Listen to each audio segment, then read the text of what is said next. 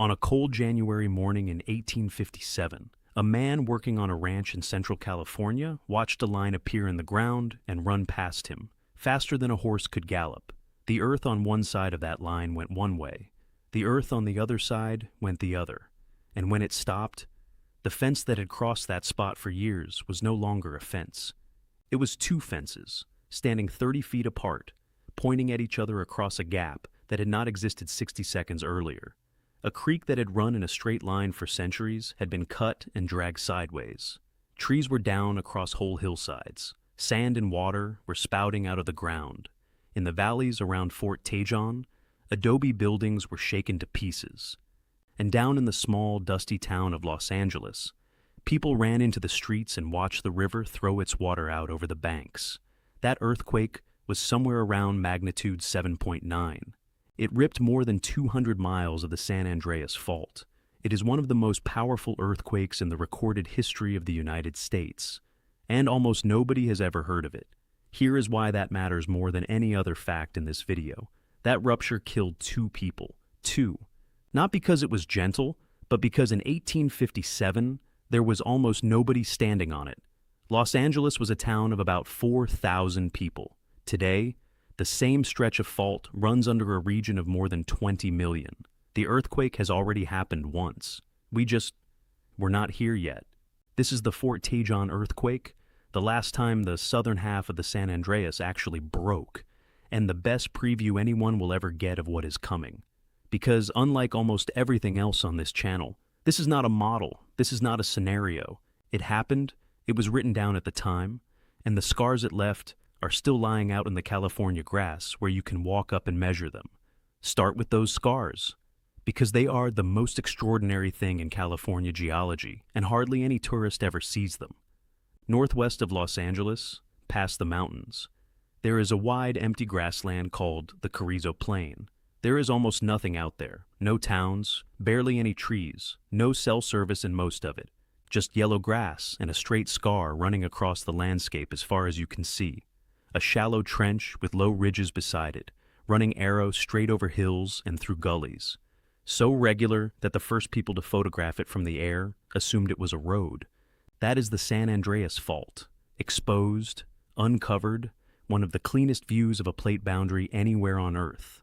Geology students from around the world are brought there the way art students are brought to a cathedral. You can park a car, walk 100 yards, and stand with 1 foot on the Pacific Plate and 1 foot on North America.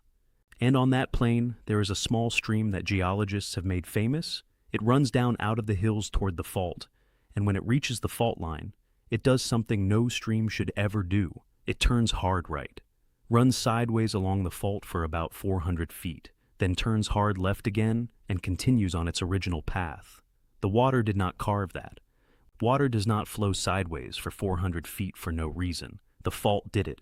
Every great earthquake grabs the downstream half of that creek and drags it north, 10 feet, 20 feet, 30 feet at a time, and the creek then has to cut its way back. That single bend records thousands of years of earthquakes, and the last jog in it, the freshest one, is 1857. Geologists have measured it. In some places along that plain, the ground moved more than 30 feet sideways in a matter of seconds. 30 feet. Picture 2 rooms of your house sliding 30 feet past each other while you stand between them. And the written record from that day is just as astonishing. Because California in 1857 was a place of ranchos and mission towns and a few army posts. And the people who lived there wrote down what they saw in letters and newspapers, and those accounts survive. They described the shaking going on for what felt like 1 to 3 minutes. They described the ground opening and closing. Near the Kern River, the water was reportedly thrown clean out of its channel. At Tulare Lake, a shallow lake that no longer exists, the water sloshed so violently that fish were left stranded on dry ground. Artesian wells changed their flow. New springs appeared. Sand blows, those geysers of liquefied sand and water we covered in the New Madrid episode, erupted across the valley floor. Trees snapped off. At Fort Tejon itself, an army post in the mountains north of Los Angeles, the buildings were wrecked, and that is how the earthquake got its name. The shaking was felt from Marysville in the north, down to San Diego, and east into what is now Nevada and Arizona. Water sloshed in the Colorado River and in Los Angeles, a town of a few thousand people living mostly in one-story adobe houses. The damage was real, but limited, because there was so little there to damage. And that phrase deserves a moment, because it is the entire reason this earthquake vanished from American memory. Great disasters are remembered in proportion to what they destroyed. San Francisco in 1906 is famous because it erased a great city. Fort Tejon was a larger rupture, a longer break, probably more ground movement, and it happened to grassland, cattle ranches, and a scattering of adobe villages. There was no city to erase. So, the newspapers of the East Coast printed a paragraph and moved on. And one of the biggest earthquakes in the history of the continent became a footnote in California county histories. Nature filed the event perfectly, only humanity forgot to keep the receipt. Here is the piece that turns a history lesson into a warning.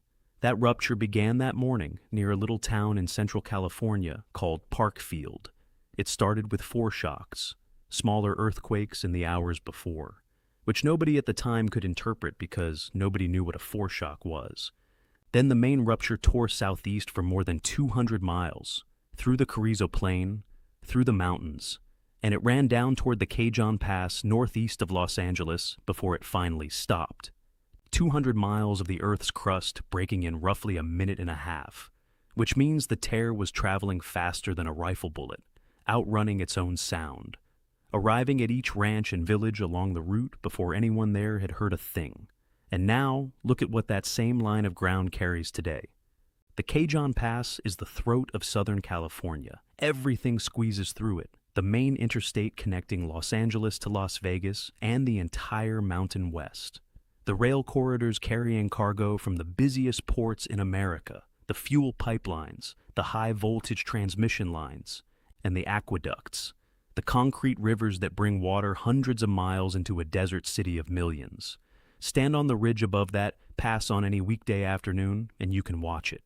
A solid river of trucks in both directions. Freight trains a mile long grinding up the grade, and beneath the pavement, unseen, the fuel and the water and the power. In 1857, that pass carried a wagon trail and a stage road. Today it carries the arteries of a civilization, and the fault crosses every single one of them, at an angle, in the same few miles of ground. That is the entire lesson of Fort Tejon in one sentence. The earthquake did not change, we did. Now let us do the geology, briefly, because you need one idea to understand why the ground can jump 30 feet at once. The San Andreas is the boundary where the Pacific Plate slides northwest past North America, a couple of inches a year, but the fault does not slide smoothly along most of its length. Friction locks it, so the plates keep moving, and the crust on either side bends, storing the motion as strain in the rock year after year after year. Fences built straight across the fault slowly become bent fences. Roads develop a curve. The land is winding itself up like a spring. Then the friction fails, and everything the fault has stored for centuries is released in seconds, the bent rock snapping straight, which is why the ground appears to leap sideways 30 feet. That is not the plate suddenly moving 30 feet. That is 200 years of movement that had been held back, arriving all at once. Geologists gave this idea a name after studying the 1906 rupture in Northern California, elastic rebound, and it is the single most important concept in earthquake science. The Earth is not brittle like glass. It is springy, like a steel ruler you bend between your hands. It gives, it stores, and then it lets go. And the further you bent it, the harder it kicks, which tells you exactly how to read the calendar. If the plates move about 2 inches a year, and the fault releases 30 feet at a time, then the arithmetic is not complicated. Somewhere between 1 and 2 centuries of loading produces the strain, and the trench studies along the southern San Andreas, where scientists cut down through the soil layers and count the offset events, show great earthquakes on the various sections, every 1 to 300 years across thousands of years of record. Fort Tejon was 169 years ago. And here is the detail from our earlier San Andreas video that matters even more. Fort Tejon did not rupture the whole southern fault. It stopped short. The section further southeast, from the Cajon Pass down through the Coachella Valley to the Salton Sea, did not move in 1857. The trenches say that stretch last produced a great earthquake around the year 1680, more than 340 years ago. So, the two loaded sections of the southern San Andreas have been quiet for 169 years and 340 years, respectively, and both of them point directly at the most heavily populated region in the American West.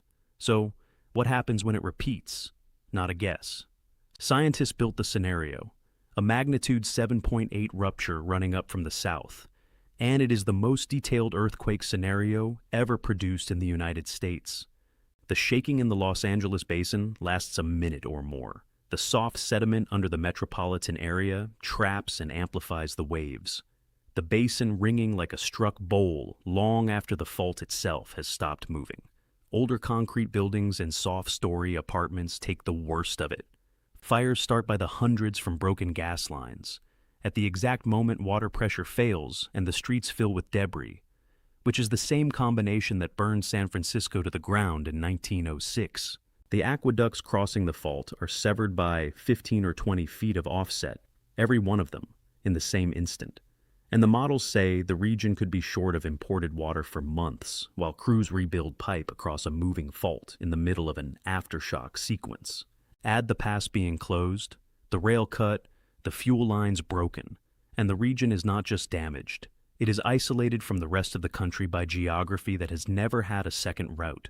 The projected casualties run near 2,000, with tens of thousands injured, and economic losses in the hundreds of billions. Compare those numbers to 1857, same fault. Similar magnitude, 2 deaths then, roughly 2,000 projected now. Nothing about the earth changed, everything about the surface changed. Now, the honest part. Because this channel does not do fake countdowns. Nobody can predict this earthquake. Not the year, not the decade. Anyone who gives you a date is selling something. What the science gives us is odds. And California's are the best studied in the world. The published forecasts put the chance of a magnitude 6.7 or larger somewhere in the Los Angeles region at around 60% over 30 years, and the chance of a genuine big one, magnitude 7.5 or larger, at roughly 1 in 3 over the same window.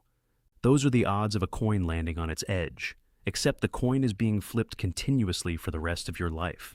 And I want to be precise about one thing that gets misreported constantly. The San Andreas being overdue does not mean it is due tomorrow. Faults are not buses. A section can be past its average interval for a century and do nothing. What overdue means is only this. The strain that produced the last earthquake has been fully restored, and then some. The gun is loaded. Nothing in physics says when the trigger gets pulled, but here is what makes this the most hopeful episode we have done in a while. Because unlike 1857, California is not helpless anymore. The state now runs an earthquake early warning system covering tens of millions of people, sensors along the faults that detect the first fast-moving energy of a rupture and push an alert to phones seconds before the damaging shaking arrives. Seconds sounds like nothing. Seconds stops trains before they derail. Seconds opens firehouse doors before the frame twists shut and traps the engines inside. Seconds gets a surgeon's hand off a patient, gets an elevator to the nearest floor, gets a child under a desk instead of standing beside a window.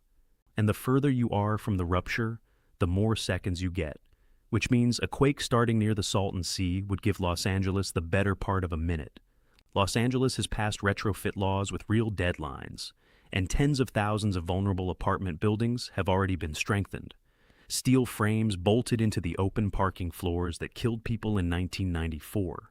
Utilities have been quietly installing flexible pipe sections at fault crossings, engineered to stretch instead of snap. Hospitals and bridges have been rebuilt. None of that stops the earthquake. All of it decides how many people the earthquake gets. The people of 1857 survived that rupture because there were almost none of them. The people of the next one will survive it because of decisions being made right now, in retrofit budgets and building codes, years before the ground moves. So, 3 futures, the honest way to hold the southern San Andreas. Future 1, the most likely in any single year, nothing. The plates move their 2 inches. The creek on the Carrizo Plain sits in its bend. 20 million people go about their lives on top of a loaded spring, and most of them never think about it. Most years are this year, and it is entirely possible the fault stays quiet for decades more. Future 2, the middle path. Not the Great Rupture, but a strong earthquake on one of the region's many other faults. A North Ridge scale event on a blind thrust. A Whittier Narrows, enough to kill people and cost tens of billions and terrify a generation, and to serve as a rehearsal nobody asked for. Future 3, the repeat of 1857, or the awakening of the section that has been silent since 1680. 200 miles of fault, a minute of shaking under a megacity. The pass cut, the aqueducts cut, the long, slow recovery. The trenches say this has happened along that fault over and over for thousands of years. It is the single most anticipated natural disaster in the United States, and it is the one we have the best chance of surviving well, precisely because we have been warned this thoroughly. Here is my honest opinion. After everything the research shows, Fort Tejon is the most important earthquake in American history that nobody remembers, and its obscurity is exactly the problem. Every generation of Californians has grown up believing the big one is a story about the future. It is not. It is a story about the past that simply has not been retold yet. It has a date. January 9th, 1857. It has witnesses. It has a body count of 2. And that number is the luckiest statistic in American history. Not a triumph of engineering, but an accident of timing. We built one of the largest urban regions on Earth in the gap between 2 earthquakes. And the gap is not a safe place. It is just the quiet part of the cycle. The creek on the Carrizo Plain has been recording this for thousands of years. One hard jog at a time, and it is not finished. There is another bend coming. So, now I want to hear from you. Had you ever heard of the Fort Tejon earthquake before this video? Or was 1857 news to you? Be honest. Drop it in the comments. I read everyone. And if you live in Southern California, Los Angeles, the Inland Empire, the desert valleys, tell me one thing. Do you have water stored at home? Not because I am trying to scare you, but because the models say water is the thing that runs out first. And I am genuinely curious how many of you have already thought about it. If this video taught you something school never did, hit the like button. It genuinely helps this channel grow. And subscribe with notifications on, because next, we leave the West Coast entirely for an American city that was flattened by a major earthquake in a place the textbooks said could not have one. Chimneys collapsed by the thousands, rail lines bent like wire. It was felt from Cuba to Chicago. And after nearly 140 years of searching, scientists still cannot agree on which fault did it. The fault has never been found. That story is next.